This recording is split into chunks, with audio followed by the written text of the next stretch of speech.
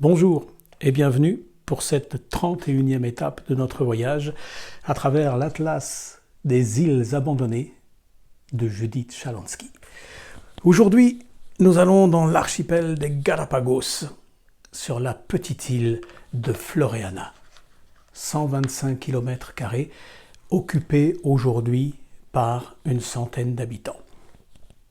Mais ce ne fut pas toujours le cas. Les personnages du drame, Dore Strauss, une enseignante vouée à de plus hautes destinées qu'à végéter aux côtés d'un proviseur de lycée 2 fois plus âgé, et le docteur Friedrich Ritter, un dentiste berlinois aux yeux plissés et au front soucieux, curieux de cartographier le cerveau humain et à qui la civilisation n'a plus rien à offrir. Tous deux quittent leurs époux respectifs en 1929 pour se rendre là où la loi de l'État fait place à celle de la nécessité. Le lieu de l'action, une île perdue qui fit échec à toutes les tentatives de colonisation.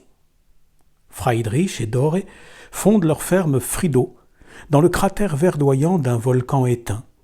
Ils construisent une cabane en tôle ondulée et acier inoxydable et cultivent une acre de terrain. Dans leur retraite, ils ne se vêtent que lorsqu'ils ont de la visite. Ils reçoivent d'abord celle de curieux, soucieux d'alimenter les journaux des histoires d'Adam et d'Ève aux Galápagos. Puis débarquent leurs premiers émules. On a peine à croire qu'un petit bout de terre aussi difficile d'accès que le nôtre puisse recevoir tant de visites. En 1932, une nouvelle occupante fait son entrée sur cette scène champêtre, l'Autrichienne Héloïse Wagner du Bousquet, qui se dit baronne, une demi-mondaine aux dents longues et aux sourcils rares, dont le dessein est de construire sur l'île un palace pour millionnaires et qui traîne dans son sillage vaches, ânes et poules, 80 quintaux de ciment et 2 amants, esclaves de ses lubies. Lorenz, un fragile jouvenceau blond comme les blés, et Philipson, un gaillard regorgeant de vigueur. La baronne ne tarde pas à faire sa loi, elle tyrannise les Ritter, joue du fouet et du revolver, martyrise son laquais, Lorenz, et estropie les animaux rien que pour pouvoir les soigner. Son hôtel reste à l'état de projet. L'Hacienda Paradisio se résume à une toile de tente tendue entre 4 piquets.